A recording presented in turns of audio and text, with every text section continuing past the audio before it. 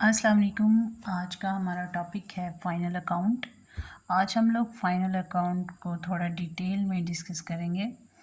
Final account जो है वो अकाउंटिंग में हम लोगों ने लास्ट पे जो अकाउंट्स प्रिपेयर करने होते हैं उसमें हम लोगों ने अपने बिज़नेस के प्रॉफिट एंड लॉस को चेक करना होता है।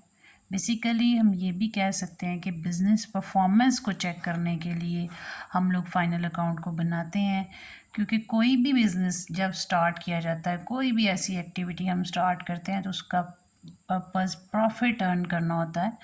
तो प्रॉफिट को फिर चेक किया जाता है। उसको किस तरह चेक किया जाता है हम लोग इसको देखेंगे। हम लोगों ने देखा कि अकाउंटिंग साइकिल जो है, जो हमारा ट्रांजैक्शन से स्टार्ट होता है, वो फाइनल अकाउंट पे आके एंड होता है। हम लोग पहले ट्रांजैक्शंस करते हैं, फिर हम लोग जर्नल बनाते हैं, लेजर बनाते हैं, ट्रायल बैलेंस बनाते हैं और सबसे एंड पे हमारा जो है वो फाइनल अकाउंट बनता है, जिसमें हमारे पास trading profit and loss account और बैलेंस शीट आती है। तो जो अभी हमने बात की कि हमने ट्रांजैक्शंस करनी होती हैं, हमने जर्नल बनाने हैं, लेजर बनाने हैं, तो इसका मतलब है कि हमने हर एक जो बिज़नेस से रिलेटेड चीज़ है उसको रिकॉर्ड किया है।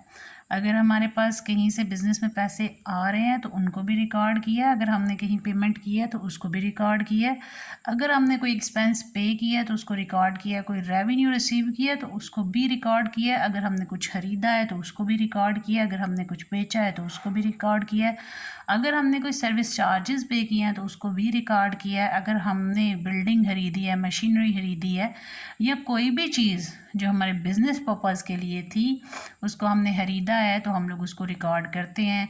अगर कोई ड्राइंग्स हैं जो कि हमारे फॉर पर्सनल यूज़ होती हैं हम उसको भी रिकॉर्ड करते हैं। तो जब सबसे एंड पे हमने इसको लेजर्स में हम लोगों ने सारे अकाउंट्स के ओपनिंग और क्लोजिंग डाटा लिख के उसमें हमने उसका जो क्लोजिंग बैलेंस है वो निकालना होता है, मीन्स जो रिमेनिंग बैलेंस होता है जिसको हमने नेक्स्ट ईयर में ट्रांसफ़र करना होता है उसको निकालना होता है। तो फिर वो सारे बैलेंसेस हमारे पास ट्रायल बैलेंस में आ गए थे। हम लोगों ने जब लेजर बनाए, हमने कैश का लेजर बनाया, हमने बिल्डिंग का लेजर बनाया, हम लोगों ने अगर कोई डेटर्स हैं उनका लेजर बनाया, क्रेडिटर्स का लेजर बनाया, बैंक का लेजर बनाया, परचेजेस का लेजर बनाया, सेल का लेजर बनाया, अगर कोई डिस्काउंट्स हैं उनका लेजर बनाया। मीन्स हर एक चीज़ का हमने लेजर बनाया, हम लोगों ने हर एक चीज़ को रिकॉर्ड किया है। तो अब जो हैं वो उनके जो रिमेनिंग बैलेंस जो हमारे पास बैलेंस ब्रॉट डाउन है, अब वो हमारा किधर जाता है, हम वो सारा उनको हम लोगों ने ट्रायल बैलेंस में ट्रांसफ़र करना होता है। अब ट्रायल बैलेंस के थ्रू हम लोग चेक करते हैं कि हमारे बिज़नेस की परफॉर्मेंस क्या है।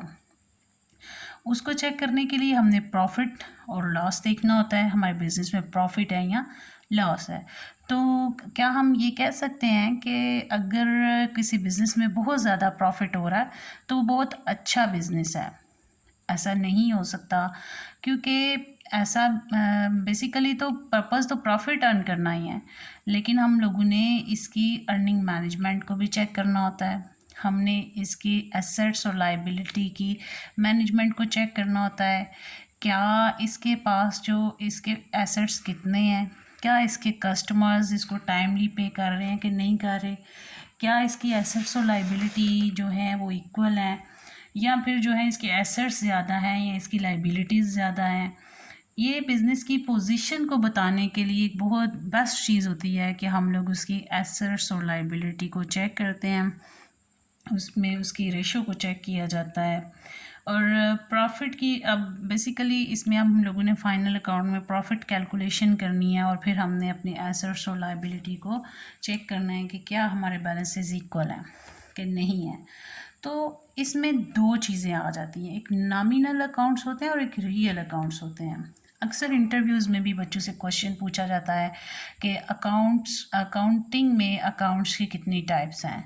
तो बहुत सारे बच्चे यही जवाब देते हैं कि प्रॉफिट एंड लॉस अकाउंट है, करंट अकाउंट है और सेविंग अकाउंट है, फिक्स्ड अकाउंट है। तो वो बैंक में अकाउंट्स की टाइप है। अकाउंटिंग में अकाउंट्स की टाइप तीन है, जो कि नॉमिनल है, रियल है और पर्सनल है। तो जो नॉमिनल अकाउंट्स हैं हमारे पास, ये अफेक्ट करते हैं trading and profit loss account में, और जो रियल अकाउंट है ये प्रॉपर्टी और एसेट से रिलेटेड होते हैं, ये हमारे जाते हैं बैलेंस शीट में। तो ट्रेडिंग अकाउंट में हमारे पास क्या चीज़ें आ जाती हैं, जितने भी डायरेक्ट एक्सपेंस होते हैं वो सारे के सारे हमारे ट्रेडिंग अकाउंट में आते हैं। जितने इनडायरेक्ट एक्सपेंस होते हैं जो हमारे आफ्टर सेल या सेल से रिलेटेड होते हैं वो इनडायरेक्ट होते हैं, उनको भी हम लोग प्रॉफिट एंड लॉस अकाउंट में लिखते हैं, अपने रेवेन्यूज़ को लिखते हैं। एसेट्स और लाइबिलिटीज़ को हम लोगों ने बैलेंस शीट में लिखना होता है। तो अब हम लोग जाते हैं ट्रेडिंग अकाउंट की तरफ कि ट्रेडिंग अकाउंट में हम लोगों ने क्या क्या करना होता है। जो है ट्रेडिंग अकाउंट, उसमें हम लोग ये देखते हैं कि जब बिज़नेस स्टार्ट किया था उस वक़्त हमने अपने बिज़नेस में जो चीज़ें खरीदी उनको रिकॉर्ड करना है। तो जितनी भी हमारे पास पहले मौजूद थी, मींस लास्ट ईयर में भी तो चीज़ें मौजूद होंगी जिसका बैलेंस क्लोज हो गया, नेक्स्ट ईयर में आया तो वो ओपनिंग स्टॉक मौजूद है, तो हम लोगों ने उसको लिखना होता है। तो हम लोग सबसे पहले ट्रेडिंग अकाउंट की तरफ आते हैं, trading profit and loss account की तरफ। हम लोग उसका फॉर्मेट बनाएंगे, company name, trading profit and loss account for the year ended, जो भी ईयर आपको क्वेश्चन में गिवन होगा या जिस भी ईयर के लिए आपने निकालना है, तो डिटेल और रुपीज़। सबसे पहले क्या है कि हम लोग लिखते हैं ओपनिंग स्टॉक, कि जो आप लोगों के पास स्टॉक मौजूद है, पहले आपके पास साल में जो स्टॉक था उसकी अमाउंट को हम लोग लिखते हैं। और अगर हमारे पास, जब हमने बिज़नेस, इसकी एक अगर स्टोरी बना लें तो आपके लिए ज़्यादा इजी होगा कि हमने जब बिज़नेस स्टार्ट किया तो उसके बाद जब वो नेक्स्ट ईयर में ट्रांसफ़र हुआ बैलेंस उसका, तो वो नेक्स्ट ईयर का, प्रीवियस ईयर का क्लोजिंग बैलेंस नेक्स्ट ईयर के लिए ओपनिंग है। और ओपनिंग बैलेंस मौजूद है, इसको हमने लिख लिया। अब हमने बिज़नेस हमारा रनिंग पोजीशन में है, तो इट्स मीन कि हमें और स्टॉक ख़रीदना पड़ेगा क्योंकि हम लोग चीज़ों को मैन्युफैक्चर कर रहे होते हैं। तो जब मैन्युफैक्चरिंग चल रही है तो चीज़ें मज़ीद ख़रीदनी पड़ रही हैं, हम लोग परचेज़ेस को लिखेंगे, कितनी परचेज़ेस हैं हमारे पास उनको लिखा।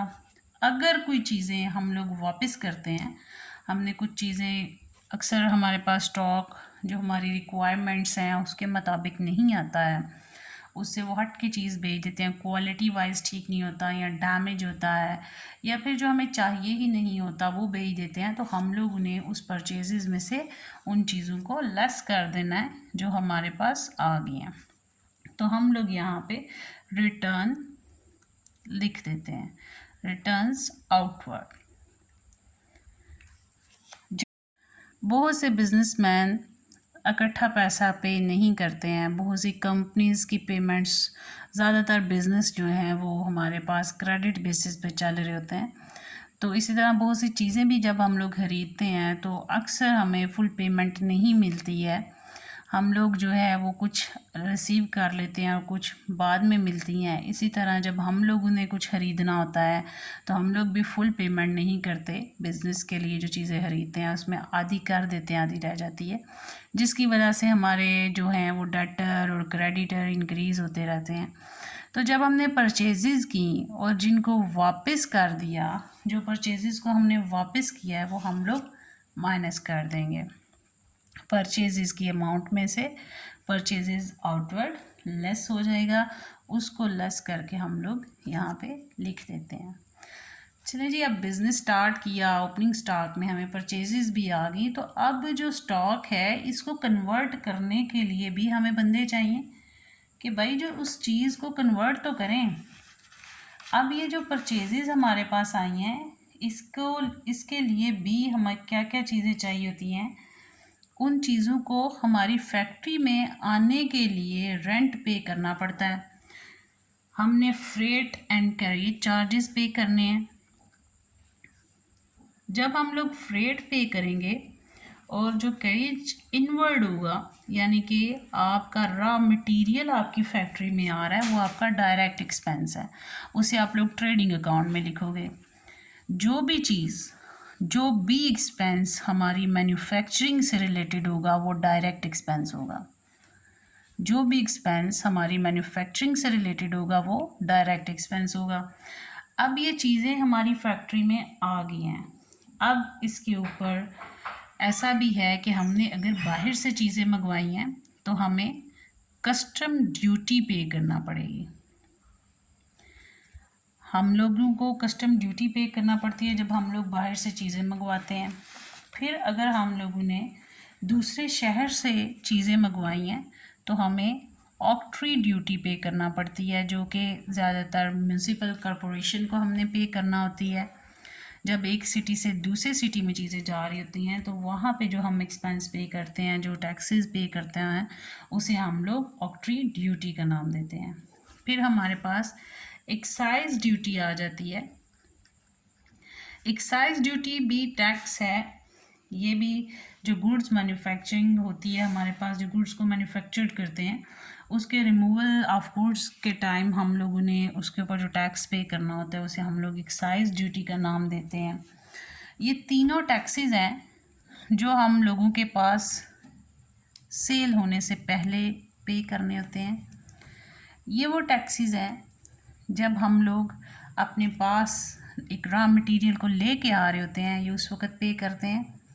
तो मैंने आपको पहले भी बताया कि चीज़ को मैन्युफैक्चर करते हुए जितने भी एक्सपेंसेस आएंगे जो उसकी मैन्युफैक्चरिंग से रिलेटेड होंगे वो हमारे डायरेक्ट एक्सपेंस हैं, और हम उन सारे एक्सपेंसेस को ट्रेडिंग अकाउंट में रिकॉर्ड करेंगे।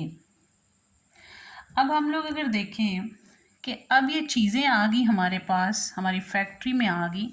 अगर हम लोग फैक्ट्री रेंट पे कर रहे हैं तो फैक्ट्री रेंट भी हमारे पास डायरेक्ट एक्सपेंस है। अब उस चीज़ को फाइनल गुड में या फिनिश गुड में कन्वर्ट करने के लिए हमें एक पर्सन चाहिए होता है जिसको हमने वेजेस पे करनी होती हैं।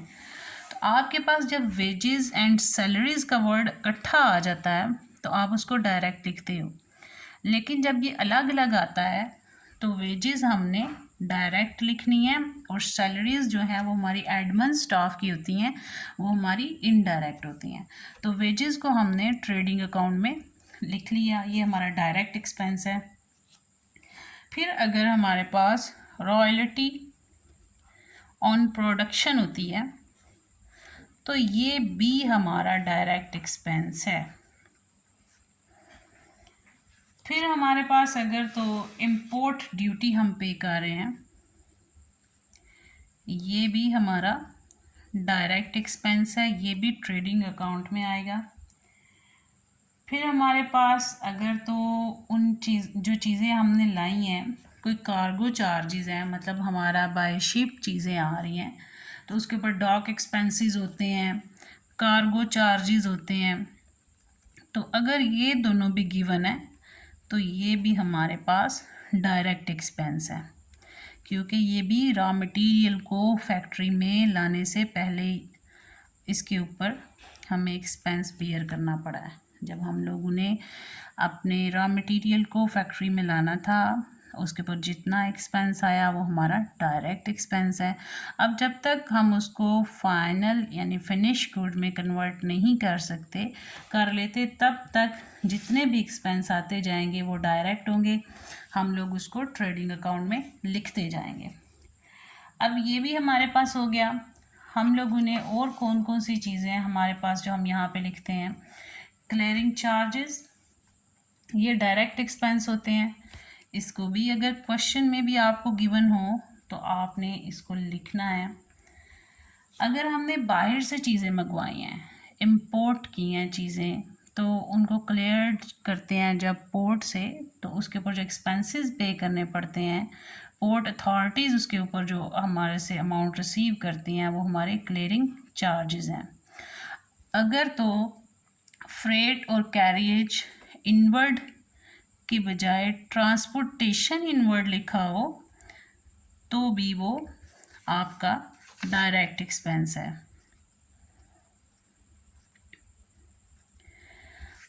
फिर भी वो डायरेक्ट एक्सपेंस होगा, उसको हम लोग ट्रेडिंग अकाउंट में लिखेंगे। फिर हमारे पास और क्या चीज़ें इसमें आ जाती हैं और एक चीज़ के रॉयल्टी का मतलब क्या होता है। रॉयल्टी का मतलब है रेंट, जो कि एक मैन्युफैक्चरर जो है वो ऐसा रेंट पे करता है जब वो चीज़ों को प्रोड्यूस कर रहा होता है, एक जो आर्टिकल है वो जब प्रोड्यूस कर रहा होता है उसके ऊपर वो रेंट पे कर रहा होता है तो उसको रॉयल्टी बोला जाता है। ठीक है, अब हमारे पास ये वो मैक्सिमम पॉइंट हैं जो क्वेश्चन में आ सकते हैं। वाटर, गैस, क्योंकि जो गैस है वो उसको मशीन को चलाने के लिए बहुत सारी जगहों पे गैस यूज़ होती है। बहुत सी फैक्ट्रीज़ जो हैं वो उसको यूज़ कर रही हैं। बहुत सी फैक्ट्रीज़ जो हैं वो ऑयल यूज़ करती हैं, इसलिए ऑयल, गैस, वाटर एक्सपेंसेस ये भी आपके डायरेक्ट एक्सपेंस होंगे। अब हमने मैक्सिमम एक्सपेंसेस को लिख लिया है। अब रेवेन्यू कौन से हैं? जब हम लोगों ने अपना बिज़नेस में ओपनिंग स्टॉक चेक किया है, अपनी परचेजेस को देखा है, जो हम लोगों ने परचेजेस लेस की हैं क्योंकि हमने वो चीज़ें वापस कर दी, फिर उस चीज़ को हमें अपनी फैक्ट्री में लाने के लिए जो एक्सपेंसेस बेयर करना पड़े, फ्रेट इनवर्ड है, कैरिएज इनवर्ड है या ट्रांसपोर्टेशन इनवर्ड के नाम से लिखा है। फिर हम लोगों ने अगर बाहर से चीज़ें मंगवाई हैं, कस्टम ड्यूटी हमें पे करना पड़ रही है। अगर हमने बाय शिप मंगवाई हैं तो डॉक चार्जेस हैं, और हमारे पास कार्गो एक्सपेंसेस हैं, और फिर हमें अगर एक सिटी से दूसरी सिटी में आ रहे हैं तो ऑक्ट्री ड्यूटी है। इस तरह फैक्ट्री रेंट हम पे करें तो डायरेक्ट एक्सपेंस है। अब उस चीज़ को फिनिश गुड में कन्वर्ट करने के लिए हम लोगों ने जो एम्प्लॉइज़ रखे हुए हैं उन्हें जो हम लोग पेमेंट करते हैं वो वेजेस हैं, और ये उसकी प्रोडक्शन से रिलेटेड है। सारे बंदे वो उस चीज़ को कंप्लीट फिनिश गुड्स में कन्वर्ट कर रहे हैं, तो इसलिए उनको जो पेमेंट की जाएगी वो भी डायरेक्ट एक्सपेंस होगी। तो अब क्या है कि जब वो चीज़ सेल होती है वो रेवेन्यू होते हैं।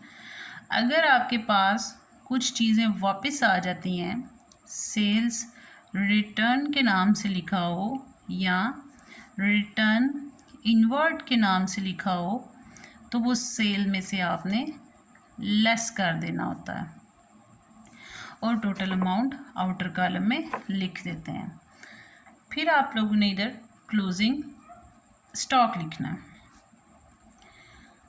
अब क्या करना है कि ये हमारा ट्रेडिंग अकाउंट है। अगेन बता रही हूँ कि जब हमारे पास जो भी चीज़ उसकी मैन्युफैक्चरिंग से रिलेटेड होती है और हम लोगों ने उसको डायरेक्ट एक्सपेंस में लिखना होता है, फिर जो चीज़ें सेल से रिलेटेड हैं वो हमारी इनडायरेक्ट होंगी, वो प्रॉफिट एंड लॉस अकाउंट में आएंगी।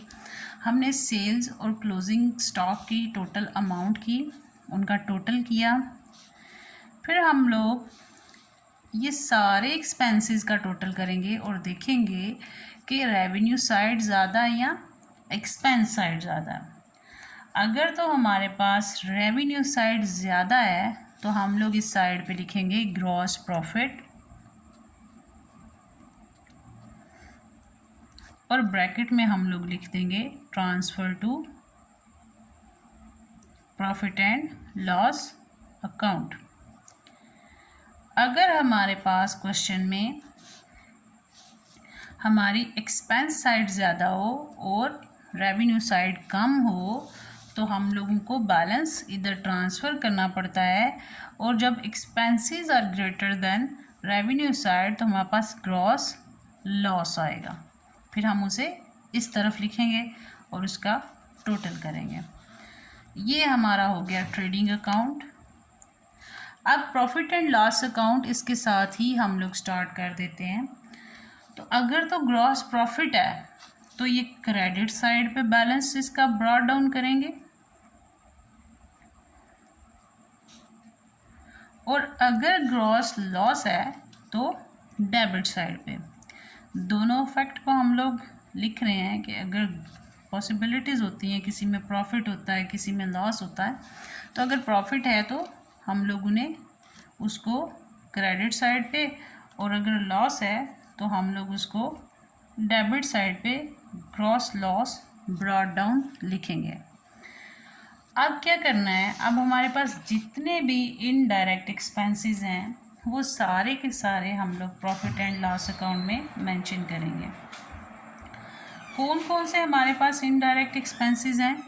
सैलरीज, हमने जितना भी बाकी स्टाफ रखा हुआ है उसको हम सैलरी पे करते हैं, वो हम इसमें लिखेंगे। आपको क्वेश्चन में एडजस्टमेंट्स भी गिवन होती हैं और एडजस्टमेंट के दो फैक्ट होते हैं।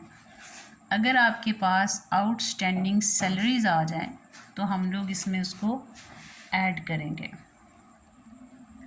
आउटस्टैंडिंग सैलरीज ऐड करके हम लोग इसको आउटर कॉलम में लिखेंगे।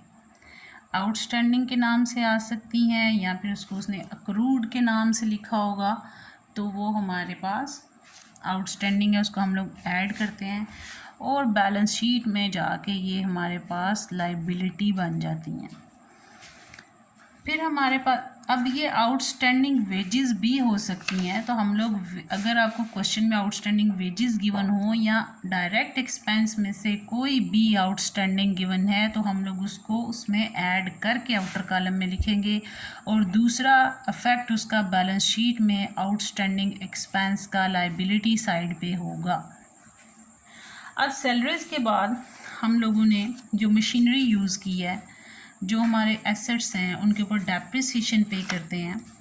डेप्रिसिएशन हम इसकी हेडिंग भी दे सकते हैं कि एक हेडिंग दे लें और जितनी भी एसेट्स जो हमारे फिक्स्ड हैं उनके ऊपर हमने डेप्रिसिएशन पे किया है, हम लोगों ने उनकी सिर्फ डेप्रिसिएशन लिखनी है, एसेट्स की अमाउंट को नहीं लिखना। बहुत सारे स्टूडेंट्स जो मिस्टेक करते हैं वो यहीं पे ही आके उसके एसेट की प्राइस को मेंशन कर देते हैं, जबकि ऐसा नहीं करते। प्रॉफिट एंड लॉस अकाउंट में सिर्फ़ और सिर्फ आपको जो क्वेश्चन में परसेंटेज गिवन होती है, अगर तो आप लोगों का वो सब मेथड भी मेंशन होगा।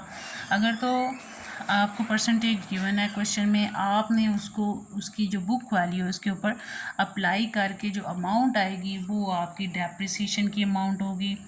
आप लोगों ने हर फिक्स्ड एसेट के ऊपर अगर एडजस्टमेंट में मेंशन है तो डेप्रिसिएशन पे करनी है। अगर एडजस्टमेंट में नहीं लिखा हुआ तो आप लोग नहीं पे करेंगे। अब मशीनरी होती है, बिल्डिंग होती है, मोटर कार,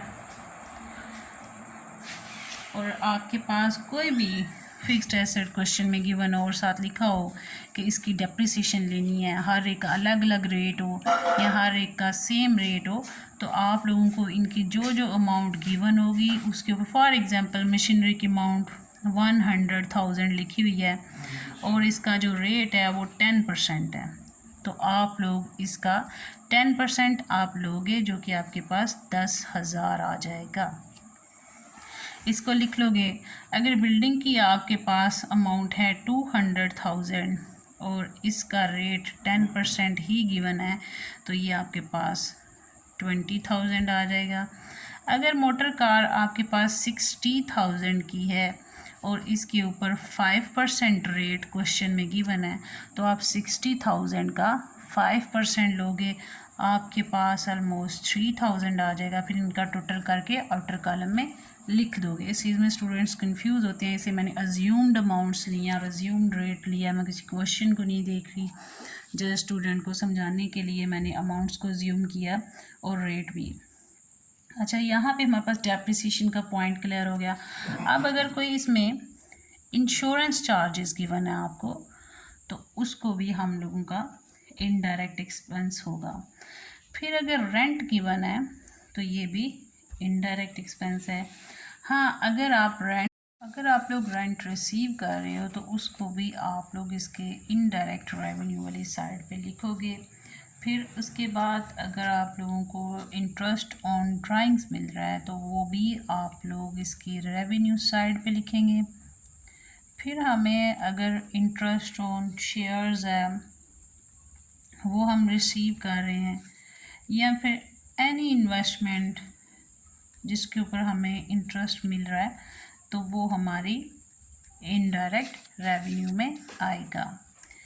फिर हमारे पास अगर हमने कोई सेल की हैं चीज़ें तो उसके ऊपर प्रॉफिट हुआ है तो वो भी हमारा इनडायरेक्ट रेवेन्यू में आएगा। Profit on sale of investment, ये मैक्सिमम हमारे इनडायरेक्ट रेवेन्यू है जो हमने यहाँ पे मेंशन किए हैं। या हम लोग जो है वो डिस्काउंट रिसीव करते हैं उसको भी हम लोग इनडायरेक्ट रेवेन्यू में लिखेंगे। अगर हम लोगों ने डिस्काउंट अलाउ किया तो वो हमारे पास इनडायरेक्ट एक्सपेंस होगा। फिर हम लोगों के पास क्वेश्चन में अगर तो दूसरे लाइक आपको कैरिएज आउटवर्ड आता है तो ये इनडायरेक्ट है, मीन्स के ये चीज़ों को सेल करने के वक्त हमारे पास एक्सपेंस आता है, उनको कंप्लीट हो जाने के बाद जो एक्सपेंस आते हैं वो हमारे सारे इनडायरेक्ट एक्सपेंसेस होते हैं। फिर हमारे पास स्टेशनरी एक्सपेंसेस आ सकते हैं। उसके अलावा प्रिंटिंग एक्सपेंसेस आ सकते हैं, ये भी इनडायरेक्ट है क्योंकि ये चीज़ की प्रोडक्शन से रिलेटेड नहीं है। पोस्टेज के एक्सपेंस आ सकते हैं, ये भी चीज़ की मैन्युफैक्चरिंग से रिलेटेड नहीं है, ये भी सेल आफ्टर सेल एक्सपेंसेस हैं, हम लोग इसको लिखते हैं। फिर हमारे पास ऑडिटर फीस है तो ये भी हमारे पास इनडायरेक्ट एक्सपेंस है, ये भी मैन्युफैक्चरिंग से रिलेटेड नहीं है, इसलिए ये हमारा इनडायरेक्ट एक्सपेंस है। फिर कोई भी एक्सपेंस जिसे हम जनरल एक्सपेंसेस का नाम दे देते हैं, ये हमारे इनडायरेक्ट एक्सपेंसेस होते हैं। फिर हमारे पास अगर हम लोगों ने कमीशन पे की है वो भी हमारे पास इनडायरेक्ट होगी। कमीशन हम लोग पे करते हैं या हम लोग ब्रोकरेज चार्जेस या फिर कोई भी हम लोग डिस्काउंट देते हैं तो वो हमारे पास इनडायरेक्ट एक्सपेंस है। फिर हमारे पास क्वेश्चन में एक चीज़ आती है जिससे बच्चे काफ़ी कंफ्यूज हो जाते हैं कि हमें क्वेश्चन में एडजस्टमेंट में न्यू प्रोविजन आ जाती है या डिस्काउंट आ जाता है, और अक्सर ऐसा होता है कि एडजस्टमेंट में डिस्काउंट और न्यू प्रोविजन इकट्ठा आता है और हमें ट्रायल बैलेंस में भी प्रोविजन गिवन होती है और जो ट्रायल बैलेंस में होती है वो हमारी ओल्ड होती है। अच्छा, प्रोविजन से याद आया कि आप लोगों के पास जब आप लोग इंटरव्यू के लिए जाते हैं तो अक्सर ये भी क्वेश्चन किया जाता है what is difference between reserve and provisions. तो इसके दरमियान जो डिफरेंस है वो ये है कि रिज़र्व की जो अमाउंट है वो हम लोग जर्नल रिज़र्व है, लाइक हम किसी भी पर्पज़ के लिए यूज़ कर सकते हैं जो बिज़नेस से रिलेटेड होता है। लेकिन जब हम लोग प्रोविजन रख लेते हैं डाउटफुल डेट्स के लिए या फिर हम लोग डेप्रिसिएशन के लिए रख लेते हैं तो वो जिस मकसद के लिए रखी है सिर्फ उसी के लिए यूज़ हो सकती है, किसी और काम के लिए हम लोग उसको यूज़ नहीं करते। ये इसका बेसिक डिफरेंस है। अब हम लोग वही इसी चीज़ को डिफ़ाइन करने जा रहे हैं कि हम लोगों के पास बैड डेट्स ओल्ड भी होते हैं, न्यू भी। न्यू कौन से हैं? जो एडजस्टमेंट में होंगे। न्यू प्रोविजन कौन सी होगी? जो एडजस्टमेंट में होगी। जो ट्रायल बैलेंस के बाद एंड पे जो चीज़ें हमें गिवन होती हैं वो सारी हमारी एडजस्टमेंट्स होती हैं, जिसके दो फैक्ट होते हैं। एक अगर तो वो डायरेक्ट है तो वो डायरेक्ट में होगा और दूसरा उसका बैलेंस शीट में। अगर इनडायरेक्ट एक्सपेंस या रेवेन्यू से रिलेटेड है तो उसमें उसका फैक्ट होगा और दूसरा बैलेंस शीट में होगा। तो यहाँ पे अगर हमें क्वेश्चन में वो हमें कहता है कि discount on debtor and provision, तो पहले उस डेटर की अमाउंट के ऊपर डिस्काउंट लेके उसमें से माइनस की जाएगी, फिर उसकी प्रोविजन ली जाएगी, तो वो हमारे पास न्यू प्रोविजन आएगी। New provision for bad debts. फिर हम लोग इसमें ऐड करते हैं न्यू बैड डेट्स जो हमें एडजस्टमेंट में गिवन होंगे, और इसमें हम लोग ओल्ड बैड डेट्स भी ऐड करते हैं।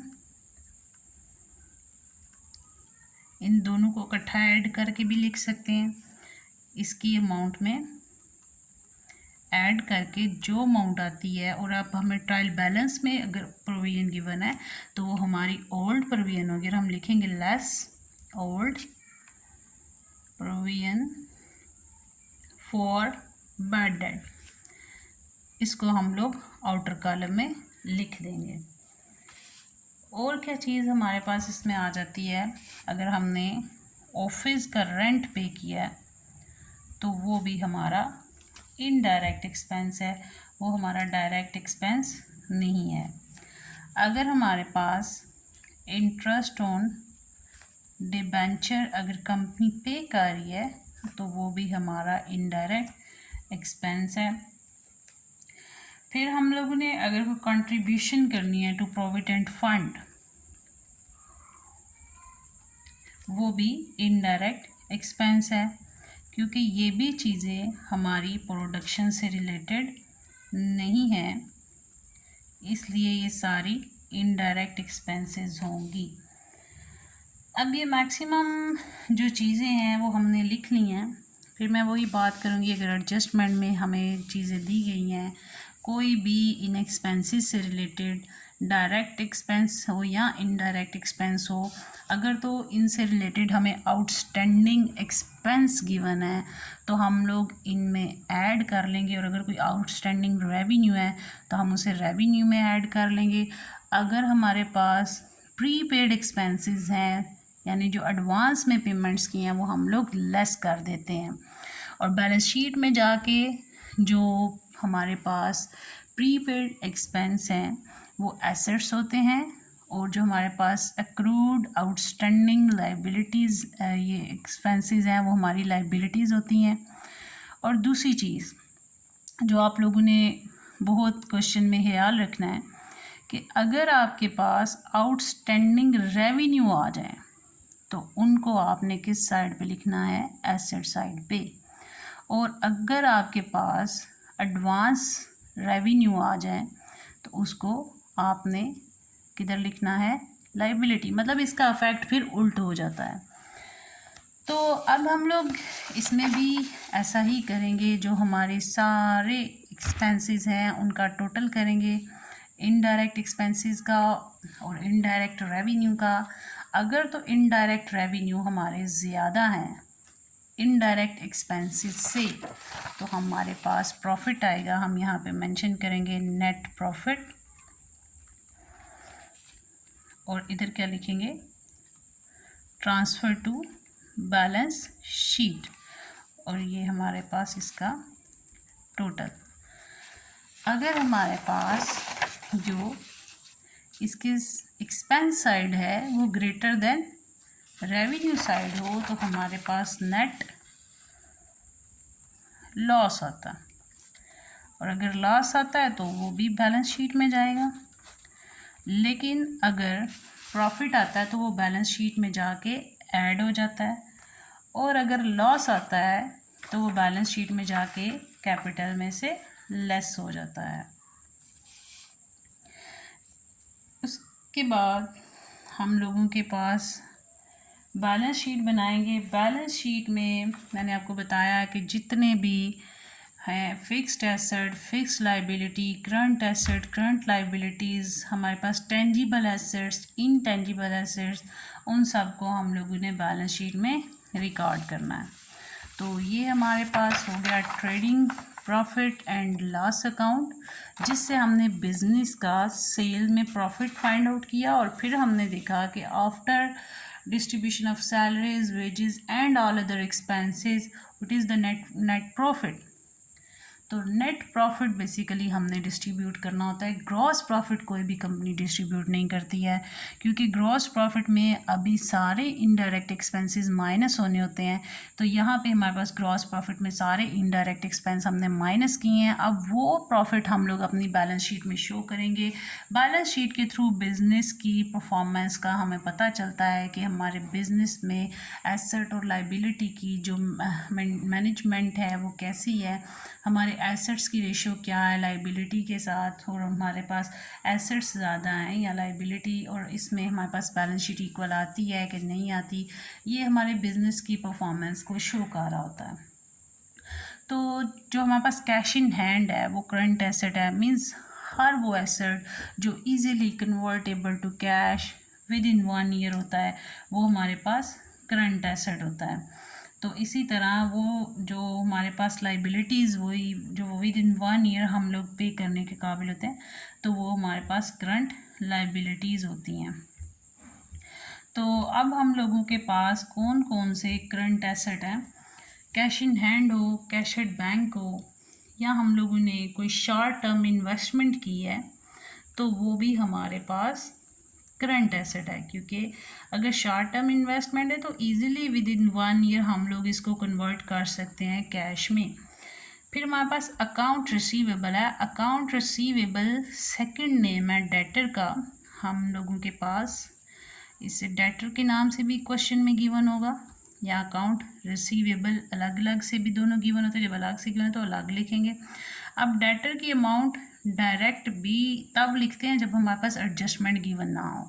अगर क्वेश्चन में एडजस्टमेंट गिवन है तो लेस डिस्काउंट, अगर एडजस्टमेंट में डिस्काउंट गिवन है तो इसमें से डिस्काउंट लेस होगा। उसको करने के बाद अगर हमारे पास क्वेश्चन में न्यू प्रोविजन गिवन है वो इसमें से लेस होगी फॉर बैड डेट,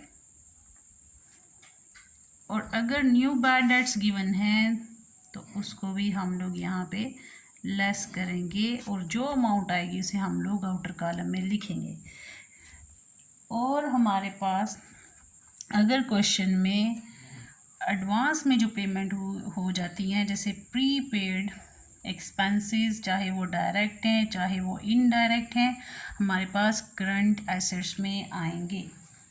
उसके बाद हमारे पास क्लोजिंग स्टॉक, वो हमारा करंट एसेट में आता है, इजीली कन्वर्टेबल टू कैश होता है। फिर हमारे पास कोई भी दूसरे जो रिसीवेबल्स हैं उनको भी हम लोग इसमें लिखते हैं।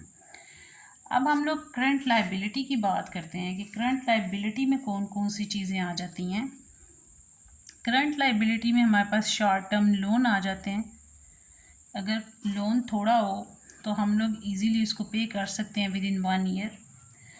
फिर हमारे पास जो लॉन्ग टर्म डेट का करंट पोर्शन होता है वो भी। फिर हमारे पास अकाउंट पेएबल, ये भी हमारे पास लायबिलिटी है, और ये शॉर्ट टाइम में हम लोग इसको जो है वो ख़त्म कर सकते हैं। तो जो क्रेडिटर के नाम से भी गिवन होती है, और अगर क्वेश्चन में क्रेडिटर के लिए भी कोई डिस्काउंट गिवन हो तो उसको हम लोगों ने यहाँ पे लेस करके आउटर कॉलम में लिखना होता है। फिर हमारे पास इनकम टैक्स पेएबल, अगर क्वेश्चन में गिवन है तो वो भी आपकी करंट लायबिलिटी है, जो कि विद इन 1 ईयर पे करना होता है। फिर आपके पास कोई भी आउटस्टैंडिंग एक्सपेंस है या अक्रूड एक्सपेंस के नाम से लिखा हुआ है तो वो भी आपकी करंट लायबिलिटी है। फिर आपके पास अगर क्वेश्चन में डेफर्ड रेवेन्यू गिवन है तो वो भी आपकी करंट लायबिलिटी है। और हमारे पास जितने भी आउटस्टैंडिंग एक्सपेंस हैं उनको हम लोग लिख लेंगे। अब हम लोगों ने अपने पास जितने फिक्स्ड लायबिलिटी होंगी उनको लिखेंगे।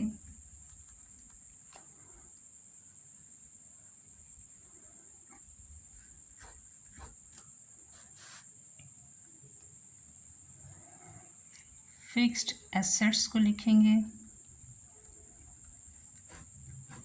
फिक्स्ड एसेट्स हमारे पास कौन कौन से होते हैं?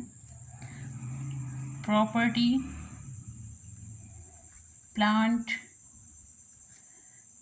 इक्विपमेंट। फिर हमारे पास अगर लैंड है और लैंड इम्प्रूवमेंट्स, फिर बिल्डिंग है, और अगर इनमें से किसी की भी डेप्रिसिएशन गिवन है तो उसमें से लेस होगी। जैसे ये बिल्डिंग की मैं लिखने लगी हूँ लेस डेप्रिसिएशन, और उसकी जो अमाउंट जैसे मैंने पीछे अज्यूम किया था कि मेरे पास बिल्डिंग 200,000 की है तो उसकी जो डेप्रिसिएशन है वो 20,000 की है, तो अब आउटर कॉलम में 180,000 अमाउंट आउटर कॉलम में जाएगी। इस तरह अगर लैंड की हमें गिवन है तो उसकी अमाउंट में से उसकी डेप्रिसिएशन को माइनस करके आउटर कॉलम में लिखेंगे। फिर हमारे पास अगर कोई कार या कोई मोटर व्हीकल वगैरह कुछ भी गिवन है तो उसमें से भी अगर उसकी कोई डेप्रिसिएशन गिवन है तो डेप्रिसिएशन को माइनस करके हम लोग लिखेंगे। फिर हमारे पास इक्विपमेंट की अगर कोई डेप्रिसिएशन गिवन है तो उसमें से माइनस करके आउटर कॉलम में जाएगी, उसकी ओरिजिनल अमाउंट में से उसकी डेप्रिसिएशन माइनस करके आउटर कॉलम में लिखेंगे। फिर हमें अगर क्वेश्चन में प्लांट गिवन है तो उसकी भी ऐसे ही डेप्रिसिएशन माइनस होके आउटर कॉलम में जाएगी। अब हमारे पास फिक्स्ड लाइबिलिटी में क्या क्या चीज़ें आ जाती हैं। नोट्स पेबल जो कि लॉन्ग टाइम पीरियड के लिए होते हैं। फिर हमारे पास बॉन्ड्स पेबल होते हैं। फिर हमारे पास डेफर्ड इनकम, टैक्सेस। फिर हमारे पास कैपिटल,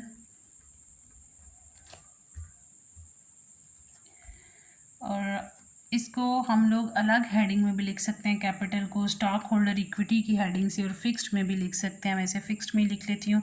कैपिटल में हम लोग ऐड करते हैं प्रॉफिट को। अगर हमें क्वेश्चन में प्रॉफिट एंड लॉस अकाउंट में हमारे पास प्रॉफिट आए तो वो हम इसमें ऐड करते हैं। अगर हमारे पास उसमें नेट लॉस आ जाए तो वो हम इसमें से लेस करके आउटर कॉलम में लिखते हैं। फिर हमारे पास जो जितना भी रिटेन्ड अर्निंग्स होंगी वो हम लोग इसमें लिखेंगे। हमारे पास अगर कॉमन स्टॉक मीन्स शेयर्स वगैरह हैं उसको हम लोग इसमें मेंशन करेंगे फिक्स्ड में। अब बहुत से हमारे पास इनटेंजिबल एसेट्स होते हैं, हम उन्हें अलग हेडिंग से भी लिख सकते हैं और फिक्स्ड में भी लिख सकते हैं। तो इनटेंजिबल एसेट्स कौन कौन से हैं। हमारे पास गुडविल ऑफ बिजनेस है, मीन्स ऐसे एसेट्स जिनको हम लोग टच नहीं कर सकते, वो बिजनेस की गुडविल है। गुडविल हमारे पास बिजनेस का इनटेंजिबल एसेट्स है। तो हमारे पास और कोई भी इनटेंजिबल एसेट गिवन है तो हम लोग उसे भी बैलेंस शीट में लिखेंगे और फिर हम इन सारे एसेट्स का टोटल करके लिख देंगे और इसी तरह इन सारी लाइबिलिटीज़ का टोटल करके लिख देंगे और हमारी बैलेंस शीट इक्वल आएगी। तो हम लोग उन्हें फाइनल अकाउंट में अपनी बैलेंस शीट चेक करनी होती है, अपने प्रॉफिट्स को चेक करना होता है। तो बिज़नेस की गुड पोजीशन को देखने के लिए हम लोग इसके अकाउंट्स को चेक करते हैं, जो हम पूरे साल ट्रांजैक्शंस करते जाते हैं और फिर एंड पे आके हमने उसमें से ये चीज़ को चेक करते हैं कि हमें प्रॉफिट हो रहा है या लॉस हो रहा है और बिज़नेस की परफॉर्मेंस क्या है और बिज़नेस की पोजीशन क्या है, बिज़नेस में किस तरह एसेट्स लाइबिलिटी को मेंटेन किया जा रहा है, उनकी मैनेजमेंट क्या है। तो उस सब को चेक करने के लिए हम लोग अपनी बैलेंस शीट बनाते हैं और जब ये हमारी इक्वल बैलेंस शीट आती है तो इसके साथ ही हमारा ये इंट्रोडक्शन जो है वो कंप्लीट होता है। और अगर स्टिल आपको इसमें कुछ क्वेश्चन करना हो या कोई कन्फ्यूजन हो तो आप लोग इसके बारे में डिस्कस कर सकती हो। Thank you. अल्लाह हाफिज़।